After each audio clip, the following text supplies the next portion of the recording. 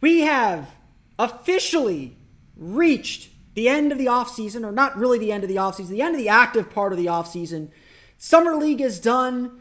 Everything's in the rearview mirror. It's time to get to it.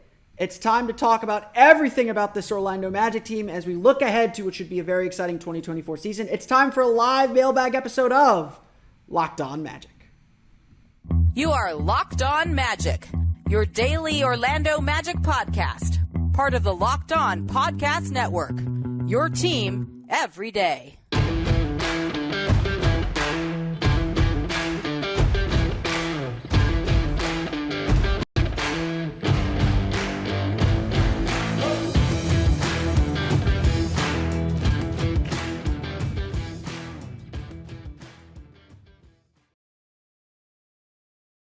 And you are indeed Locked On Magic. Today is July 19th. It's the evening. This episode will run on July 20th, and if things go long enough, July 21st.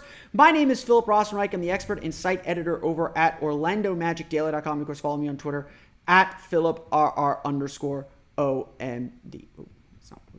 On today's episode of Locked On Magic, we will be doing a mailbag episode. I want you guys, my listeners, to drive this episode as much as we can. I know 5 o'clock is maybe a little bit of a weird time, but I'm hoping that you guys have some questions that you need answered, some issues that you want resolved as we look ahead to the 2024 season and look ahead to what should be a really, really exciting season. I'm here for you guys. I'm planning to stay for as long as an hour, but I'll stay as long as there are questions to be asked. And trying to hit some of the big issues that I think are going to be very salient as now we look way off into the future into October and the beginning of the Orlando Magic season. Before we get to any of that, though, we want to thank you again for making Locked On Magic part of your day every day. Whether you're listening to us live, watching the replay, or listening to us on the audio version of the podcast, we truly appreciate you making Locked On Magic part of your day every day. Remember, there's a great Locked On podcast covering every single team in the NBA. Just search for Locked On and the team you're looking for, the Locked On Podcast Network. It's your team every day. As people continue to filter into the room, and I know it's still kind of early and I had a little bit of a delay, so I apologize for that. I just want to kind of start with just kind of the basic overview of this upcoming season and the basic overview of what I think we are expecting this season to be. This season is going to be a fun one. Let's just lay it out there. And I apologize, it is storming outside as I'm recording this, so you may hear some cracks of thunder as we get going here. But this season is going to be a fun one. I cannot remember really any season I think people have been more excited about since Dwight Howard's departure. You know, obviously the 2010 season was really, really exciting, and you know the 2001 season after the free agency signings were really exciting. But the way this, and you know, obviously Shaq and all that stuff, but it's been a while since there's been this much optimism and this much excitement for what the Magic can be and what the Magic can become. It's going to be a lot of fun. And honestly, like I see some people obsessing over results and obsessing over where the team might finish. You know, I'll maybe touch on that a little bit, but I feel like what we need to do and what we need to really focus on this season is that journey. I'm a big believer that the NBA is about the journey and not the destination. There's one team that wins the title. We can typically pick out who those 3 or 4, maybe 5 teams are that could win a championship. Are pretty early on in the process. You know, certainly, you know, we could probably do some of that here today. You know, Denver, the Lakers, Phoenix. Keep the Warriors in there for now. Milwaukee, Philadelphia, Miami, Boston. Like, we know it's a big group this year, but we know who's going to win the title. But this season, as always, isn't really about this season. It is about this season, don't get me wrong, but this is still a long-term rebuilding picture, a long-term rebuilding project. And what the Magic are going to try and accomplish this year, what the Magic are going to try and do this year, is grow their roster naturally. Take that all-important next step. Take that all-important step forward for this team and to do what this team is capable of doing and be who this team is capable of being. And obviously the mission statement from the Orlando Magic has been fairly clear at this point. The mission statement has been, we're going to level up. We're going to take that next step. We're going to play better basketball, whatever buzzword you want to use. And obviously, kind of what comes next then, or where you level up next from where the Magic were last year is the play-in tournament, is playing postseason basketball, is being part of the bigger narrative and bigger story of the season. And while I think Magic management has done a very good job avoiding saying the P word and avoiding saying, or putting limits on this team, or saying this team will do X, and if they don't do X, it's a failure. Because I think there are multiple outcomes for the season. I don't think it is a postseason or bust season. I think this season, ultimately, like what management wants to see, what Jeff Weltman and Anthony Parker want to see, is they want to be able to say, okay, this is what we need to take our next steps. These are the pieces that are going to be part of this group. These are the pieces that, wow, it is really stormy outside. These are the pieces that are going to be part of this group. These are the pieces that may not be part of this group, that may not be part of this team's future. And that's really, I think, what the core of this season is really about. It's figuring out who belongs, who doesn't, who's going to be part of this team's future, and who's not.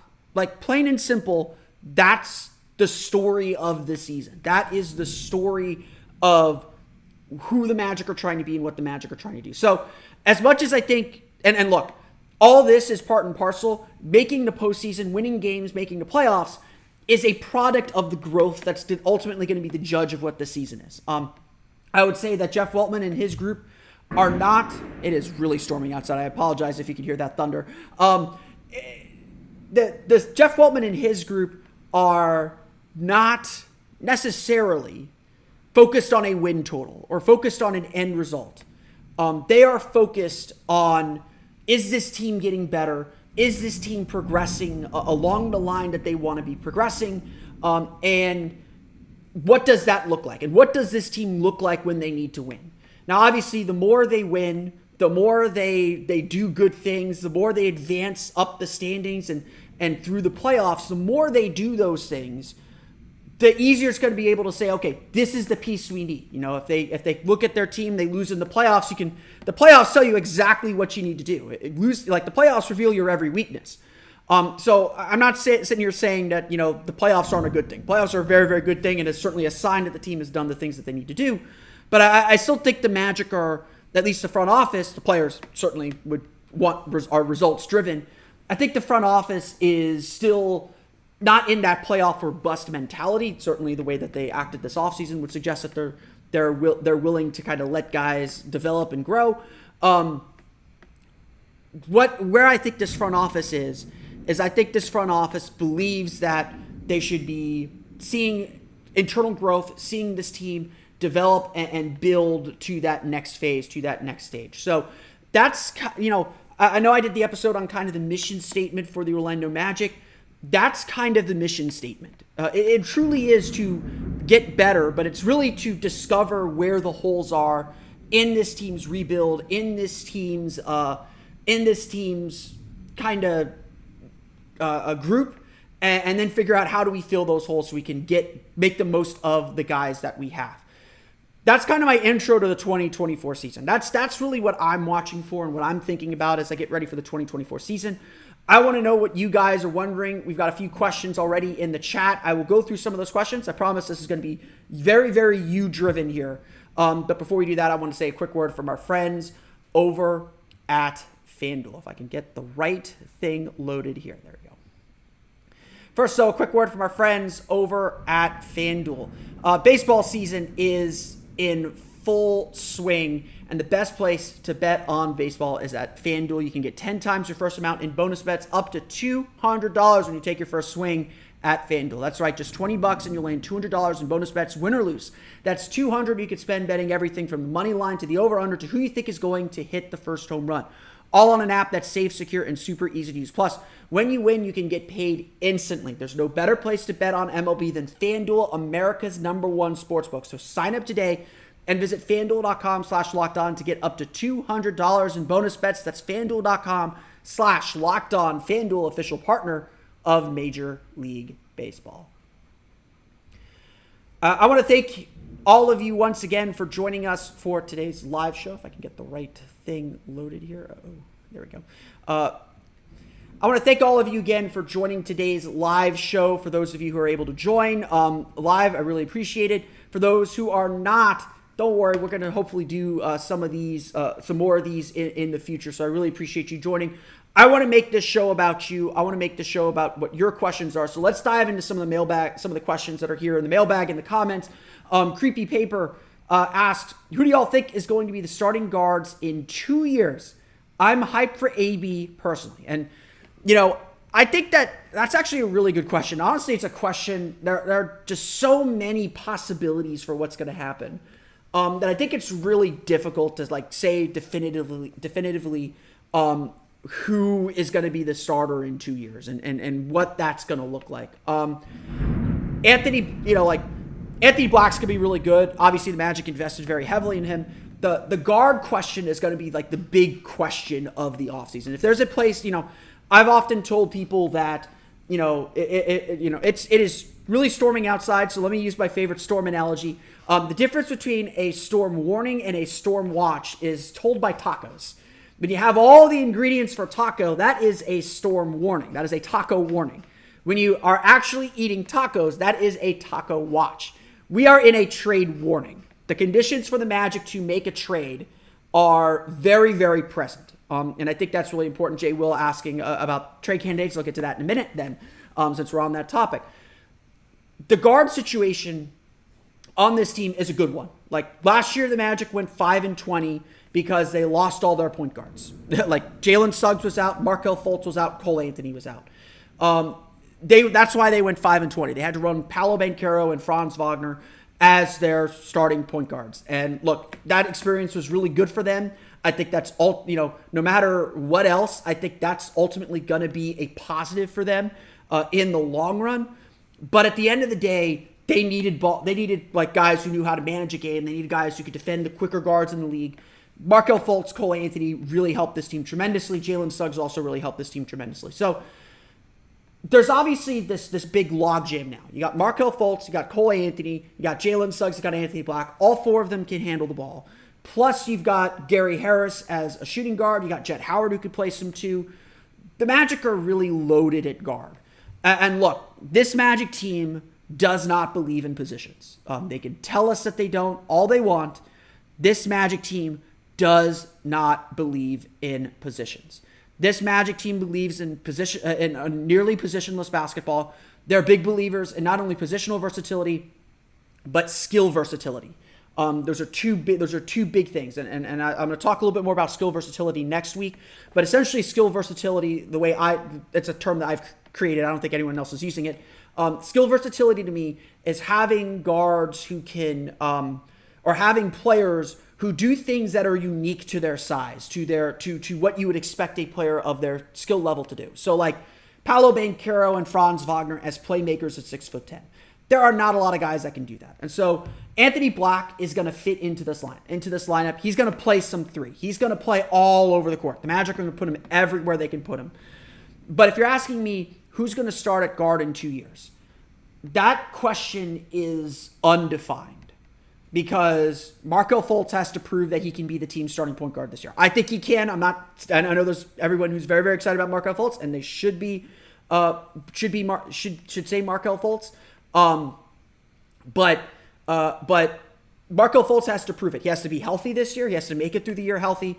We got to get to the playoffs and see if he can hold his own in the playoffs. And I want to say, again, the season to me is about figuring out what the Magic have, how it can develop, how they can build it together, and whether it actually works or not. And honestly, playing meaningful games, playing in the playoffs, playing in the play-in tournament, having success, having failures, that's going to teach this team exactly what it needs to be. So, I like Markelle Fultz a lot. I'm pretty on record. I have the same questions about Wendell Carter. I like these two players a lot, but they got to prove themselves in meaningful minutes. So I'm dancing around the subject for sure. I'm not gonna avoid your question here, Creepy. It sounds like I am. I promise you I'm not. Who's gonna be starting guard in 2 years? Honestly, I think one of them's not on the roster yet. I do think Cole Anthony is probably going to be relegated to being a sixth man for most of his career. I don't think that part is necessarily going to change, and I think that's just kind of who he is. I think that Jalen Suggs has a real chance to get there if his shooting continues to improve, but that's a big question mark. Honestly, as much as I think Markelle Fultz is entrenched as this team's point guard, I do wonder if he is the point guard for this team's future, for beyond this season. I don't know. I don't know the answer to that. There's going to be a lot of internal competition. I think that's ultimately what's going to help sort a lot of this out. And we're going to see what works and what doesn't. We're going to learn in real time just how good this Magic team can be because they've got the talent. We're going to learn in real time whether this is a team that's really put together. And like, look, again, I want to answer your question, obviously. That's what I'm here to do. But you can see how deep into the rabbit hole you can get as much as this team feels like it's on the cusp of something. There's just a lot of unknowns. There's just a lot of things we don't know yet. And back to my earlier point, that's what this season is kind of for figuring out. So let's get to some other comments here. We'll stay on the kind of guard question here.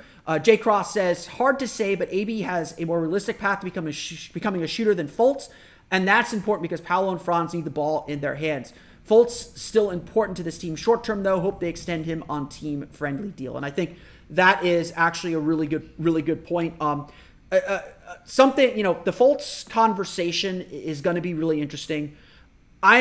If you would have told me before the draft, I would have said the Magic are going to re-up Fultz. Not a big problem. Not second guessing it. Drafting Anthony Black makes me think maybe they don't quite get the deal done before the deadline. But I really do think with both Markelle Fultz and Cole Anthony, even though it creates a logjam, even though it maybe clogs your books up a little bit, what I think the Magic need to do is make sure they have the salary slots to make trades. Kind of, again, back to this bigger question about what are the Magic going to look like in 2 years necessarily. These bigger questions get solved by trades. John Hollinger of The Athletic did a great article kind of breaking down how the teams with cap room ended up not being players. And you look at the league now, the teams that have cap room tend to be the bad teams. This year, Indiana and Orlando were quasi-exceptions to that rule. Indiana ended up using their cap room to sign Bruce Brown, which I think was a really good signing. Orlando ended up using their cap room just to sign Joe Ingles and bump Mo Wagner's contract up a little bit, but they kept their flexibility. And ultimately, what I think the goal is now for teams that are looking to make that next big move. These stars, especially the super duper stars, are really smart. They know they make their most money when they re-sign with their teams, and now they all know they can force a trade out. Like Damian Lillard has 3 years left on his deal, and he's forcing his way out of Portland. Bradley Beal signed a fresh extension, and I don't think he forced his way out of Washington, but you're able to make trades for star players. There are going to be teams motivated to get star players still in this league. Second apron be damned. This is how you do business in the league now. If you're going to go after a star player, if you're going to combine assets to get star players, you need the salary slots to do it. So I expect the Magic to re-sign Markelle Fultz. I believe they will try to get Cole Anthony. And it's going to be the same deal. It's going to be really team-friendly deals. They might be front-loaded contracts because those are easier to move. To me, honestly, Jonathan Isaac is the most valuable contract at the trade deadline, regardless of whether he plays or not. He could stub his toe. I don't want to say stub his toe because we've been through that. He could sprain his ankle, play 25 games for the trade deadline. Jonathan Isaac's $17 million could be really valuable. If there's a team out there that's near that second apron or near the luxury tax line that wants to get under it, that doesn't want to pay the tax on their team, the Magic could easily say, here is $17 million that you can waive at the end of the season, and it's off your books. That's $17 million free dollars to use in a trade. That stuff is really, really important. So I definitely keep an eye on that. But back to the Anthony Black question, because I don't want to overlook Anthony Black here. Anthony Black was really impressive at Summer League. I really loved him, and I agree with you that Black has a lot of things going for him that I think will work really well with Paolo and Franz. The shooting's got to come. I think his shooting is rough, to say the least. That's a friendly way of putting it. It's rough, but I really like the way that he controls the pace of the game. I'm planning on doing a video on my Patreon on the Magic's ability to get up and down the court a little bit more.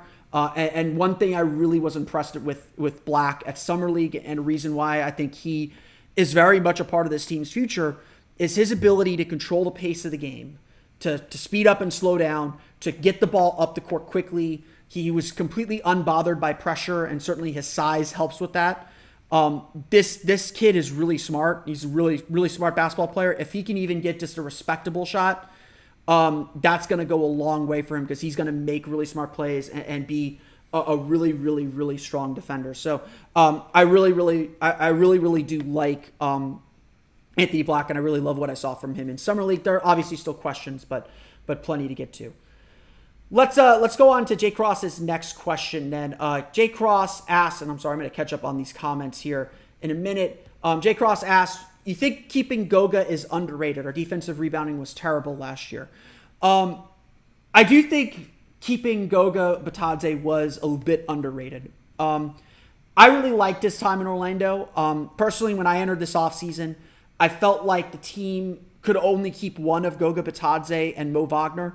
I felt like having both was a bit of a luxury, or was betting a little bit too much on guys who've just been, frankly, a little inconsistent throughout their careers. You know what you're getting in Mo Wagner. You know what you're getting in Goga Batadze at this point. But I do think it's telling that Goga Batadze was getting a lot of those backup center minutes at the end of last season, that the Magic valued his defense, and his defense was really good. I think as far as on-court defensive rating, only Jonathan Isaac had a better on-court defensive rating than Goga Batadze. The Magic's defense was really good when Batadze was on the floor. He is a solid paint protector. I don't want to say rim protector. He's a solid paint protector. He can block some shots. His rebounding was really solid. And it's funny you mentioned the rebounding, because rebounding is actually something I am concerned about. Orlando did finish 7th in the league, or 7th or 8th in the league last year in defensive rebound rate. They grabbed about 73% of their defensive rebounds.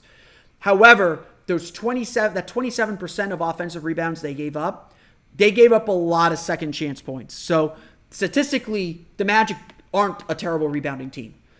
But your eye test is correct. I do think the Magic do have a rebounding problem. And when you look at this roster, Wendell Carter is a solid rebounder. I think the plantar fascia injury was really slowing him down more than he probably let on, and more than anyone else probably let on. He certainly will not say that it slowed him down, but I think we could all see it did. He averaged only 8 rebounds per game. Paolo was at around 6 rebounds per game. Cole Anthony was third on the team in rebounds per game. And I do joke that Cole Anthony and Anthony Black will be the best backcourt rebounding duo in the entire league. I do expect them to play a lot of minutes together. That's probably not healthy, though, if your two guards are your best rebounders.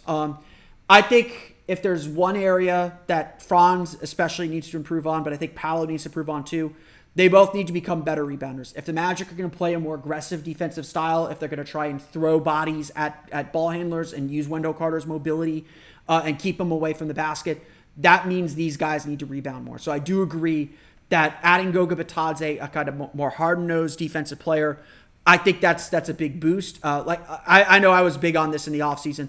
I really wanted the Magic to have to find a backup center to kind of hold them together and hold things steady. They didn't do that. They ended up just keeping the guys that they had. And, I think it can work. I'm still a little bit afraid of the games that Wendell Carter is going to have to miss. He's never played more than 62 games in any season of his career. So you have to bet on him missing, on an optimistic level, 15 games a year. That's nearly a quarter of the season. I do think Batadze is an interesting player. I do think the Magic got a lot out of him, gave him a lot of confidence. We'll see if he's expanded his game. He's shown little hints of being able to shoot from the outside. But I do really like keeping Goga. Honestly, if it was you could only keep one of Goga or Mo, and this is no disrespect to Mo, I do like Mo. I think I would have kept Goga over Mo just because of that defensive ability. Let's take a look at some other questions. Sports Fellowship commenting, when I was out in Vegas, what I heard was Suggs was in the gym shooting nonstop, coaching his AAU team, and getting cut in the gym. I hope we all saw the video from him at that Minneapolis Pro or that Minnesota Pro-Am. I don't know if it was in Minneapolis, but he did do a Pro-Am over the weekend or Monday. It was either over the weekend or Monday. I don't know what day it was. He did do a Pro-Am, and he did what was it called? There's great highlight video, great highlight mixtape. Paige Beckers was his coach. All good fun. Jalen looks good. For whatever those highlights are worth, and they're not worth a lot. No offense. We'll see. We'll probably see Paolo in the crossover this weekend. So Paolo looks cut. I'll tell you that much. But I don't know what to make. If Jalen Suggs can make the shooting that he had after the All-Star break, he shot 36% from beyond the arc after the All-Star break. If he can make that permanent, he becomes a very different player. If he can reduce his turnovers and be more composed on drives, he becomes a very different player. We're going to need to see it before we commit to it. Just plain and simple. We need to see it. We need to see it work. We need to see him on the floor outside of these Pro-Ams. But yeah, no, I have no doubt Jalen Suggs does the work. That dude is a worker. The Magic do nothing but draft workers. That guy is going to be good. And as Mollywood Talk says in the comments as well, and I'm sure some of you are also commenting, Suggs will be our starting two. This has been a big question that I get a lot: is who's going to start at shooting guard. We all assume it's Markelle Fultz starting at point guard, Franz and Paolo at forward, Wendell at center. That starting two guard spot is very, very open, and I've kind of told everyone that I talked to about it is I have Gary Harris penciled in there. He's the veteran. He's a great shooter. Not going to demand the ball. Not going to. He's going to stay out of everyone's way and spread the floor for them. I do think it is an open competition. I do think it is a quietly open competition, though. If Jalen Suggs looks like he has made that leap and has made a decision-making leap, I think Jalen Suggs very easily could start at the two, and the Magic could be very comfortable with him starting at the two. If you look at the numbers, the Magic were great with Gary Harris in the starting lineup. Magic starting lineup had a positive net rating at the end of the season. For a team that is as far under 500 as they are, that's a pretty good sign that things are working. With Jalen Suggs in instead of Gary Harris, their defensive rating drops from a very good, I think it's like 108, which is very, very good, down to like 102. Now, they can't score, but it's still a relatively positive net rating. The offense was at least somewhat similar, but the defense just becomes so much better. And Suggs' defensive potential is still like the big thing. It's still like such a big deal. And I don't think you can overlook that part.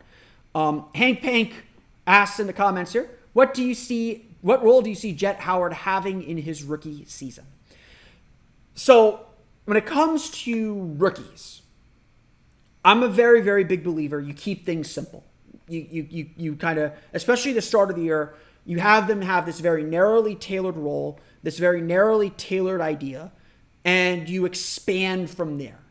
If that makes sense. So you start simple and you get more expansive and you grow from there. I think that's how you handle rookies. And once they accomplish one goal, one role, once they master one role, then you slowly start to expand. And obviously, like, injuries may change some things, but essentially what I want to see from Jet Howard this rookie season is just be a good shooter. Like, the defense, be attentive defensively, be energetic defensively. I think the Magic ultimately want him to become what Terrence Ross was for the 2019 team, where they can just inject him into a game. He could hit 3 or 4 threes, completely change things over. Right now, like, his success in this league is based on his ability to shoot. If he makes shots, he's going to be a success. If he misses shots, if he can't shoot consistently, if he can't warp defenses, it's going to be a long road for him because, what are his other NBA skills? Like, Anthony Black can be a great defender and a great playmaker. That's what's going to get him and keep him in the NBA. And similar to Jet Howard, what I expect from Anthony Black is I expect the Magic are going to say, hey, we're going to throw you in there, be energetic defensively, be on the ball defensively. We're going to give you limited point guard duties, but your role on this team, be a defensive stopper, be a defensive like wild card. We're just going to, throw you in there and watch you just cause damage. That's kind of what I see from Anthony Black. And Jet Howard's the same way on offense. We're going to drop you in there and you're just going to cause havoc offensively, warp defenses with your shooting. Just keep things really, really simple. And then as you master that role, we grow and expand. Certainly Anthony Black has more, I think, expansion at that spot than maybe Jet Howard would, because Jet Howard's role and what I think we envision for him is maybe a little bit more simplistic, unless he just suddenly looks like he can make passes off the dribble and attack off the bounce, which Summer League, I'm glad that he explored it. I'm glad that he tried it, but it's not there yet. It's not NBA ready yet. I'm not expecting Anthony Black to come in and take 12, 13, 14, 15 shots per game. I want him shooting 5, 6, 7, 8 shots. I want him to be aggressive, but his role is set others up, make the smart, simple pass, defend like a maniac, like be Jalen, like lineups with him and lineups with Anthony Black, Jalen Suggs, and Jonathan Isaac. Nobody should score on those lineups. Like no one should score on those lineups. And that's kind of what I want to see. Let's take a look at what other questions we have here. Karen Kindler asks, "What's the deal?" Sorry, I did my worst Jerry Seinfeld there. "What's the deal with Chuma Okeke?" Honestly, I don't know. Chuma's been doing work. We've seen him put in those workout videos. Posted a few on social media. Chuma's kind of fallen off the face of the earth, though. I think the injuries have slowed him down. Like, I think that he was probably making good progress from the ACL injury and then the pain. Like, honestly, no player was probably hurt more by the pandemic than Chuma Okeke. And I would be curious if there is a phenomena of players who are rehabbing at any level, in any sport, honestly. Players who are rehabbing when the pandemic hit, how successful were those players rehabbing, getting all the way back to full health? I am not an elite athlete, but let me give you my rehab story. My sophomore year of college, I was playing basketball the week before finals, which we all did to kind of let off steam. I go up for a rebound, I land on someone's foot, roll my ankle like ridiculously bad, like very, very bad. I thought it was just a simple rolled ankle. I've rolled my ankle a million times. I have terrible ankles because I have small feet, but I don't know. But I was like, I'll put ice on it. It'll be fine.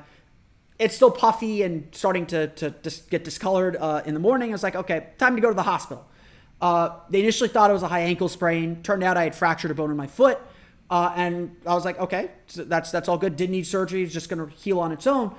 No one ever told me I needed rehab after it. And I would, honestly, I would still say if I am standing for too long, if I am, playing basketball, my foot will still hurt pretty badly. I'm not an elite athlete. I don't have the access to the things that Chuma Okeke does, but not being able to rehab properly, that doesn't help injuries recover. And look, Chuma, at the time of the pandemic, was really close to being back to full contact from the ACL tear. And obviously, that was disrupted. He comes back onto the team the following training camp. It's a shortened training camp. He gets the injury very early on in that season to the same knee. Magic hold him out of a precaution. And it's just been one injury after another and one thing piling on after another. And I think some of the athleticism that we saw from him at Auburn has kind of dissipated. I think the coaching change didn't help him either. Not that Jamal Mosley hasn't been able to reach him, but the Magic have essentially turned him into a three-point shooter exclusively, and he's just not a good enough three-point shooter to do that. His defense is still fine. I think he's still active defensively, but the Magic just cut out all of his post-ups. They cut out all of his cutting. He's just kind of a standstill shooter, and that's not necessarily what he is and what he's good at and what makes him interesting and special as a player. I do think the Magic have misused him a little bit, but he's also struggled to stay on the court. He's struggled to kind of establish his spot and take advantage of his opportunities when they come. This season is going to be interesting for him because the area that I am most concerned about for the Magic, like from a depth chart position, is if I look at things from a depth chart position, the Magic are weakest at power forward. Yes, they have Paolo. Yes, they have Franz. But last year, Paolo and Franz played about 66.7. It's almost 2/3 of their minutes together. It's like low 60s, mid 60s for one of them. They played nearly 2/3 of their minutes together. The Magic want Paolo and Franz playing together. They want them playing together as much as possible. So that means your backup power forward options are Jonathan Isaac, who's, great player, can be a very good player, but is a very good player, but he's injury prone. You've got Chuma Okeke, who, hasn't really established himself and has had his struggles in the league. And then you have Mo Wagner. Maybe some Wendell Carter, maybe you go some two big lineups. You're going to run some Caleb Houston at power forward, perhaps. You're going to run some Jet Howard at power forward, perhaps. I think, I wrote about this a little bit on 5 things I learned from the Magic, from Summer League. I kind of think that the Magic purposefully built a small roster to kind of stress test this idea of, can we run a bunch of 6'8" guys and be successful. And look, we saw how much they struggled with rebounding in Summer League. DJ Wilson isn't the rebounder that Wendell Carter is.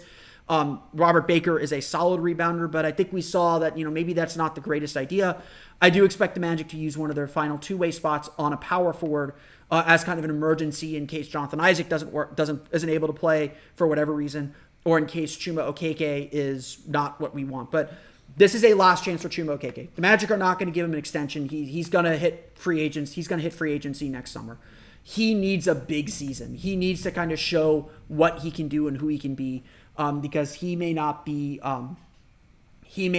exactly what this team needs. So definitely. I agree. I don't know what happened to Chuma Okeke either.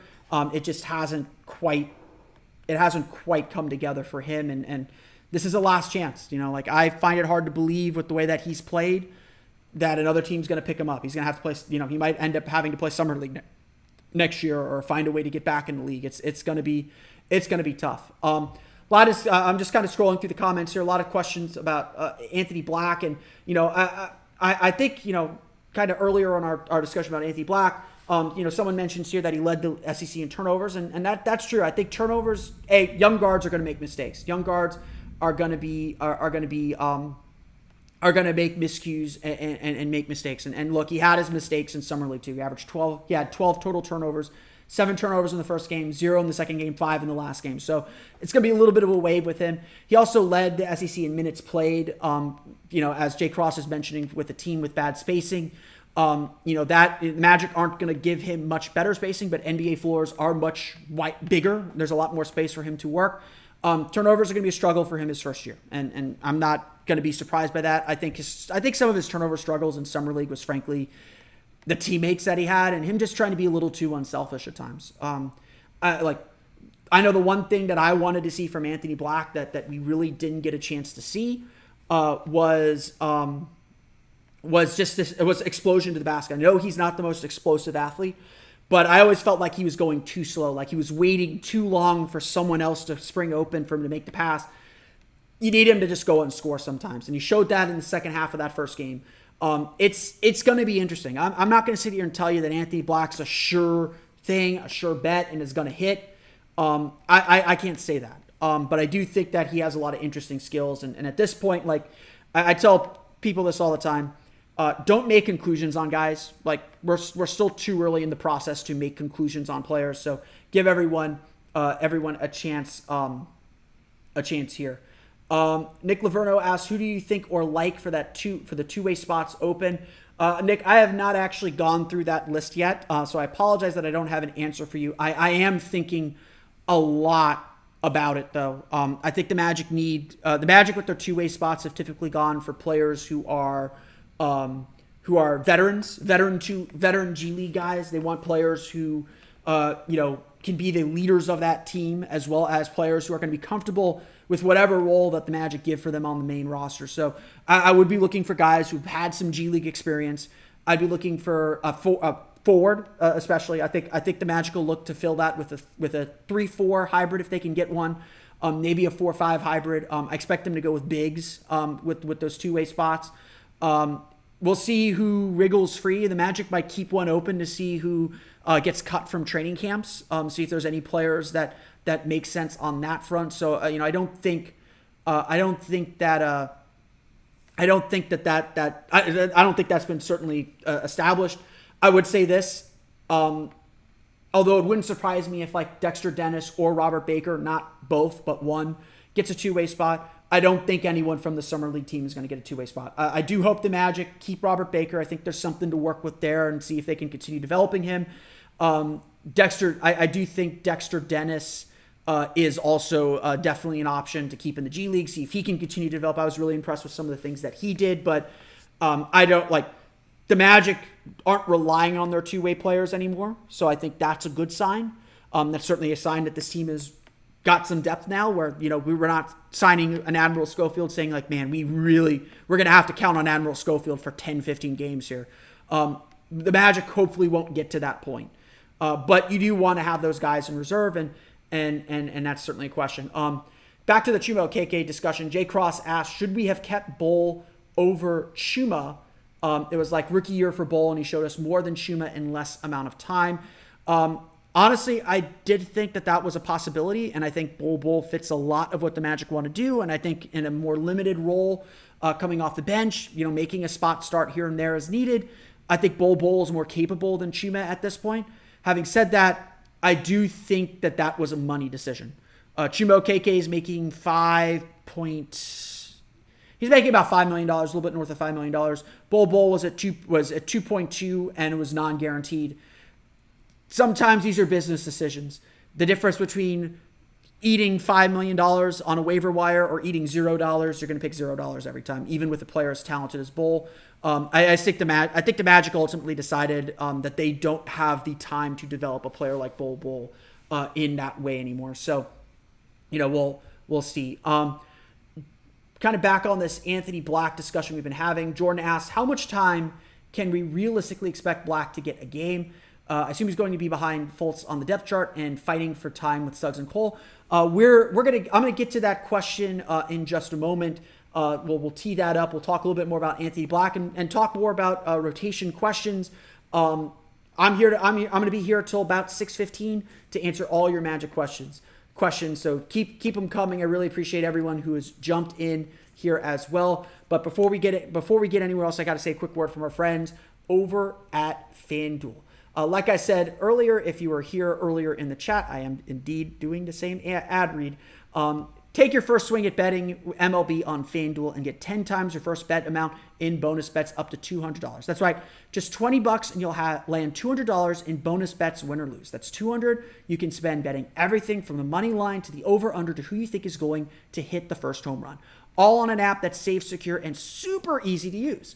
Plus, when you win, you can get paid instantly. There's no better place to bet on MLB than FanDuel, America's #1 sportsbook. So sign up today and visit FanDuel.com/lockedon to get up to $200 in bonus bets. That's FanDuel.com/lockedon. FanDuel, official partner of Major League Baseball. I appreciate you guys letting me do my ad reads here. Makes my job editing this so much easier. But kind of back to that question that we had. Jordan asked again previously, how much time can we realistically expect Black to get a game? I assume he's going to be behind Fultz on the depth chart and fighting for time with Suggs and Cole. I have not kind of done the minutes chart yet, but I really do think that, honestly, both Anthony Black and Jett Howard are probably going to slot in about 15 to 18 minutes per game, maybe Black getting up to 20 minutes per game. I think that Anthony Black's going to help the team everywhere. I look at this depth chart, and I don't necessarily put him behind Fultz and Cole. I don't even put him behind Suggs and Harris. I think he's going to play a lot of minutes at the 3. I think the Magic are really intentional about this. I think the Magic do want to kind of spread him around a little bit, put him with other ball handlers, put him with Cole, put him with Gary, put him in lineups that he can succeed in. That may not be traditional lineups. There was that quote. There's a scout last year who said essentially, everyone talks about positionless basketball. The Magic are the only team that are actually doing it. They're the only team that actually live this idea of positionless basketball. And I think that's really telling. I think that is really at the core who the Magic are. They are trying to play positionless basketball.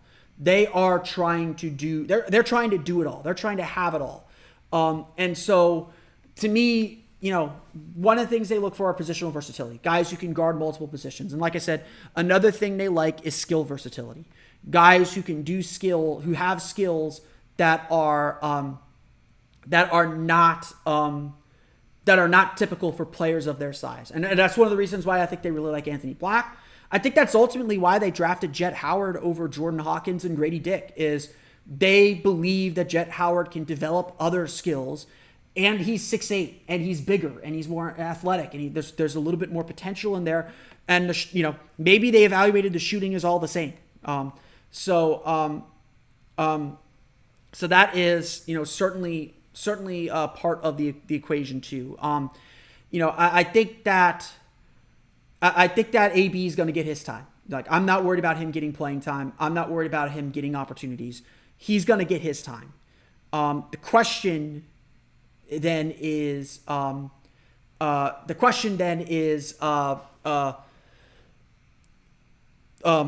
much time does he get, and what is his ultimate role? And like I said, I think it's going to be very contained. I think the Magic are going to try and put him in situations. And look, honestly, Jeff Weltman has said this a million times already. This season, rookies aren't being gifted playing time. This season, rookies aren't kind of automatically getting 20, 30 minutes a game. Everything's going to be earned. And honestly, I believe this wholeheartedly. There are going to be moments this season when Anthony Black is out of the rotation. I believe that. That he will not be an 82-game player. That he will have maybe stretches of the season where they sit him down and have him watch. I don't think they'd send him to the G League, but there's going to be that's going to be part of the growing process for him, is sitting and learning and kind of getting a reset and a refresh, depending on what the team needs at that moment. I do believe that's going to happen. And again, the versatility, the ability that they could play Anthony Black anywhere. I think they tried Jet Howard at the 4 a little bit in Summer League. I think their Summer League team was a little bit smarter than maybe we're giving it credit for. There's kind of a stress test for some ideas that they might be having.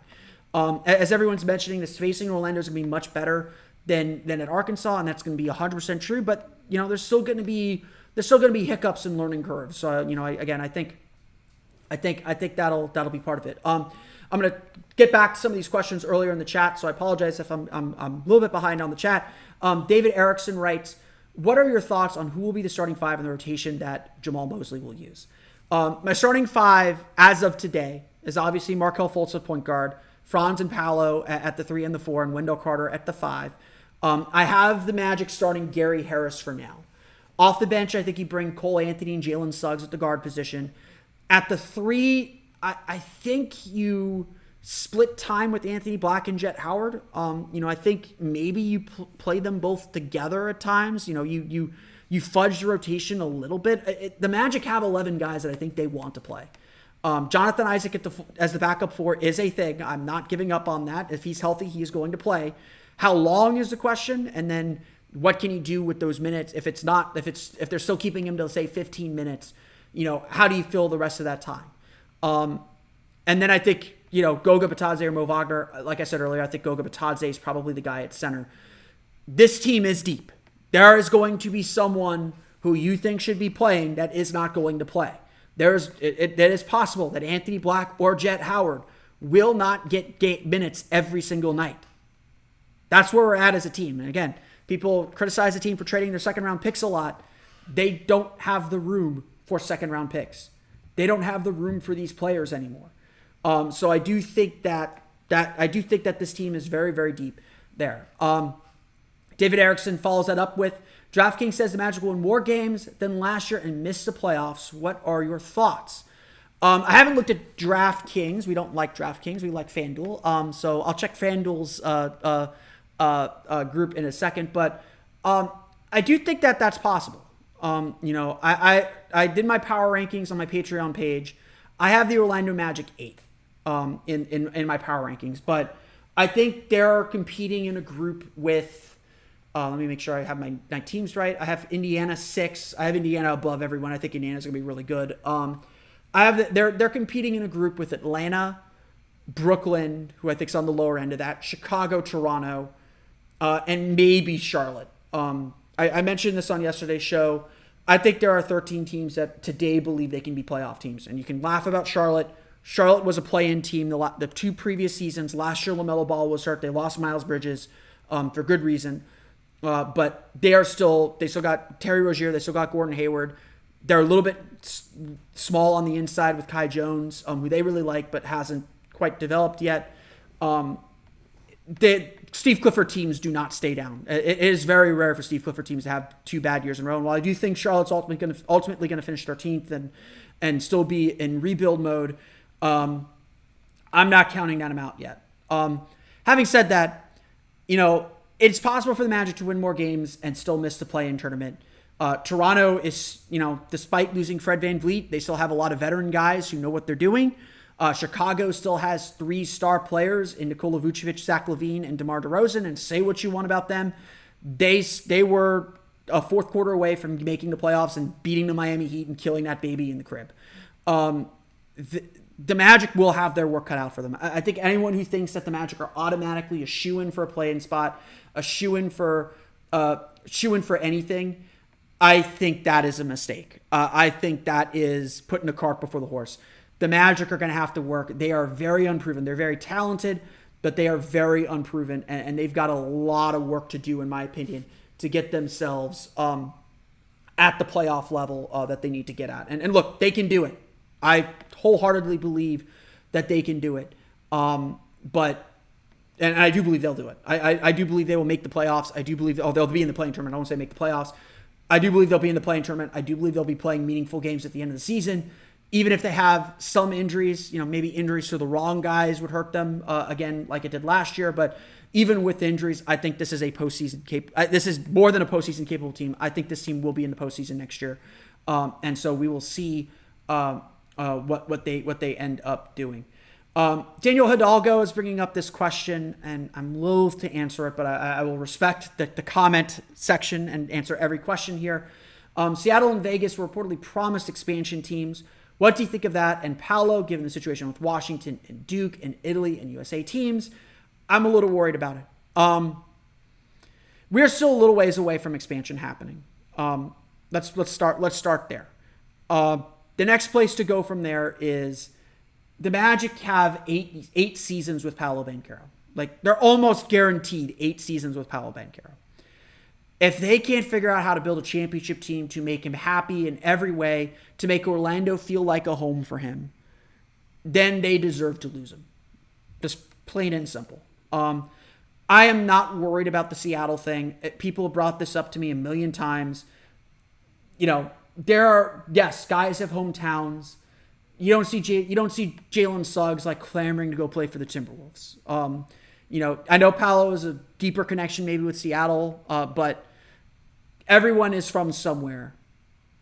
If they make it through their rookie contract and then that second contract, these places become home. Like, they do. Like, in 8 years, think about what could happen with Paolo in 8 years. Paolo is 20 years today. In 8 years, he could get married. He could have kids. He could really make Orlando a home. 8 years is a long time. We're 1 year into it. So think 7 years from now. What could happen in your life in 7 years? A lot. And look, NBA crazy things happen in a year. Like, no one would have thought, Kevin Durant would be a Phoenix Sun last year. At this time. So I don't think the Magic should be freaking out about Seattle getting an NBA team again. I don't think that would be healthy for them. That leads you to make the kind of panicked moves that cost you Dwight Howard at the end of the day. What I think the Magic need to do is continue to build the culture that they're building, continue to build the team that they're building, continue to grow and advance and develop and kind of take that next step as an organization. just worry about what you can control. And if Paolo Banchero has his heart set on playing for the Seattle Supersonics in their expansion year, there's nothing you can do about that. You drafted the kid. There's nothing you can do about that. And I just don't think that's anything you can worry about. Shaq did that same deal, according to some people at least, that, he always had his heart set on playing for the Lakers and he was going to bolt for Los Angeles the first chance he got. The Magic didn't help themselves by lowballing him the way that they did in that summer. But if he was determined to play for Los Angeles, he was going to find an excuse to go play for Los Angeles, and there's nothing you could do about it. Now, I think the NBA is very different today than it was back then. I get into this argument a lot with my dad, who thinks that everyone just wants to go to the Lakers or to the Knicks because they're big markets and there's big marketing opportunities there. And I tell him like, Dad, in today's world, you can be a international superstar from anywhere. You can sell in Orlando. Dwight Howard was very successful selling in Orlando, and I think he was in this transition period where people didn't quite realize this yet or have this epiphany yet. But everyone was coming, players weren't coming to Dwight Howard because he's Dwight Howard, but marketers were coming to Dwight Howard. He didn't have to go to them. And so I think these players today are a lot savvier business-wise. And a lot savvier knowing like, okay, where can I get the most money? It's always going to be in Orlando for Paolo or wherever he's traded and that contract comes out. And it's ultimately going to be about, can the Magic build a contending team to make Paolo happy? If he's the player that we all think he can be, can the Magic build the kind of team that he wants to be on and build the kind of organization that he wants to be a part of? I worry about that. Don't worry about the potential of him going to Seattle. Terry Suggs asking the most important question on this pod. What are you seeing this weekend, Oppenheimer or Barbie? I am seeing I'm going to go see Oppenheimer tomorrow. I am Team Oppenheimer. The reviews are awesome so far. I am going to see Barbie. Do not worry. I am going to see Barbie. My sister just got back in town. We're probably going to go see it together at some point next week. But I am planning to see Oppenheimer tomorrow. I am looking for the biggest screen in Orlando that I can find to see it. The Enzian is reportedly playing it in 35 millimeter, but I don't like the Enzian's fine. I like the Enzian, but I don't think that's the movie theater I want to see Oppenheimer in. So I may be popping down to whatever it's called now, Desertland or whatever it's called, to watch Oppenheimer on Thursday, which will be before this airs. So I will have seen Oppenheimer by the time this podcast airs, or at least the audio podcast airs. Recording it live, I haven't seen it yet. Let's get through some of these last questions here. Hank Pink asks, does the Magic not addressing that backup five in free agency indicate that they are confident in J.I.'s recovery? I actually do think so. I think that the Magic not addressing their power forward position, it's not the center position. I wanted them to upgrade the center position because I don't quite trust Mo Wagner or Goga Bitadze to start 15 games. Like I said, Wendell Carter has never played more than 62 games in the season. I think you got to bet on him missing 15 to 20 games every year. I don't quite trust him to do that. But having said that, I do think that the Magic essentially addressed that backup center spot. They got two guys there that can hold their own. I do think the Magic not grabbing another four, and I can't believe this. I did that rotation thing, and I didn't mention Joe Ingles, who I really like as well. There's going to be players on this team that don't play that you think should. Joe Ingles is really good. Joe Ingles, I think, can play a little bit of backup four, but ultimately, I think the Magic do trust that Jonathan Isaac is going to be able to contribute something this year. And they didn't meaningfully address the power forward position or protect themselves or hedge their bet on him. Jonathan Isaac is their best option behind Paolo Banchero at the four. Just plain and simple. He is their best option. I suspect that they're going to play him and lean on him pretty heavily. I'm going through these comments again. Terry Suggs asking, is Joe Ingles going to get 15 minutes per game? I can't believe I forgot Joe Ingles when I'm doing the roster thing. Joe Ingles is really good, guys. I don't think everyone understands how much of an impact Joe Ingles is going to have on this team. He is an excellent catch and shoot three-point shooter. On kickouts, he is going to make shots. He is going to have gravity. Teams are not going to leave him open. He is also a really underrated passer. Like, he is an extremely underrated passer. Like, I cannot speak enough about how underrated of a passer is. He makes good decisions. He is going to make this team better just him being on the court. You can run him a little bit as a point forward too. Like, again, I'm going to hammer this concept home. Skill versatility. Joe Ingles is a catch and shoot three-point shooter who is also a decent passer. I don't know if he has the mobility to still run pick and rolls like he did in Utah, but he's really, really good. And I think that it's really, really interesting to see. It's going to be really interesting to see Jonathan Isaac, or not Jonathan Isaac. It's going to be really interesting to see Joe Ingles and how he fits into the team and how the Magic try to use him. Training camp's going to be fun because there's going to be a lot of competition, and the rotation is going to shift and change throughout the year, honestly. And like I said earlier, there's enough pieces here. There's enough depth here. The Magic can afford to trade and consolidate some guys. So I do think they're setting themselves up for that. We're coming up on an hour live here. So I'm going to probably make, unless someone has another question left, I'll do two more questions at least that are in the chat here. David Erickson writes, how much cap room is left to spend? What about AO? Is that AO Dosunmu or I don't know which AO you're referring to there. The Magic do have a little bit of cap room left. I think it's about $11 million of cap room. They are above the salary floor. Every team is above the salary floor at this point. So the Magic did spend enough to get above that. The problem is the Magic don't have any empty roster spots left. They have 15 players under contract for next season, plus Kevon Harris. So the only contracts the Magic have to offer are training camp spots, your typical Exhibit 10s, as well as two-way spots. So we got the two-way spots to fill, and then the roster's done. That's kind of where we're at with this team. So I do think that I think the Magic were very good about how they kind of flipped their cap room over. They're still very flexible. They can still do a lot of things. If there's a free agent they want to go after and they have intel that they can get him, the Magic can create a ton of cap room again next season. If the Magic want to make trades, they can make trades. If they want to absorb some salary, they can still absorb some salary. So the Magic, I think, Jeff Weltman, I think, you can criticize his roster moves and personnel moves. He's done a really good job maintaining flexibility and keeping this team in a position to really do anything. And I think that's, among the things that, like, be excited about what we're going to see on the floor, because I think this team is going to be really exciting and really fun. Be excited as well about what this team can possibly do, because we don't know. Like, they literally could do anything. They could be the next team to go after a big name free agent.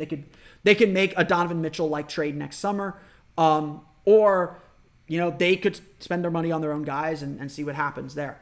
Let's close with this question, because it leads really well into our next set of episodes. Ed Lamoso writes, what are expectations for Jamal this year? Jamal Mosley has been a bit of a flashpoint for this franchise, and a lot of it has to do with just him being a rookie head coach. Like last year, 2023 season or 2022 season, he was making maybe a lot of rookie head coach mistakes, but at the end of the day, I think what we saw from him last year, his first 2 years, was he was a coach who was more focused on development. His goal was to let young players make mistakes, teach them through experience, and move from there. He was making roster decisions. He was making rotation decisions that weren't necessarily to win games. They were to help players develop and grow. I think the culture that he's built has been fantastic. Everybody on this team goes to bat for them. Everybody on this team goes to bat for their coach right now. You heard the Gary Harris line on Jeff Teague's podcast. Not every place is like this, guys. Like, not every coach is like this. You got to win for this coach because they'll cut him real fast. Now, I think Joel's fine for this season. This season, like his team, I want to see him get to the next level. I think the challenge for Jamal Mosley is, okay, you've built this culture of togetherness where everybody really fights for each other and does so many things for each other. Now we need to see you take this team to the next level. You need to take your game to the next level. Making some tough decisions, maybe that'll help the team win in the end. knowing when to make short-term decisions over long-term decisions. He's made a lot of long-term decisions. Like a lot of his coaching decisions have been about big picture stuff. So now we're fighting for a playoff spot. Now we're getting ready for a play-in game. Do you have the tactics? Do you have the strategy, the right strange lineup? I see someone posting like a random fun lineup would be AB, Harris, Jet, Ingles, WCJ. There's going to be a lot of fun lineups like that. That's absolutely a lineup I could see the Magic trotting out. I could see the Magic trotting out lineups with Isaac at the 5 or Isaac, Paolo, Franz together as the 3-4-5 with, say maybe like Anthony Black and Cole Anthony or Anthony Black and Jalen Suggs and just be just monstrous with perimeter pressure and paint pressure. You could see the Magic just do a bunch of different things, like be creative, but still be true to who you are and what you're trying to do as a team. At the end of the day, Jamal Mosley is going to be judged on results. He's gotten away the last 2 years where results were kind of a byproduct of what he was building and his success. He's now got to get to a level where he's winning games, where, he's putting his players not just in a position to win, but his decisions are leading to wins. And there's going to be mistakes made on that road too, because he's a young coach who's never had to coach winning basketball before. And so, I will be as fudgy as the team is. My goal for Jamal Mosley is he needs to level up. He needs to step his game up.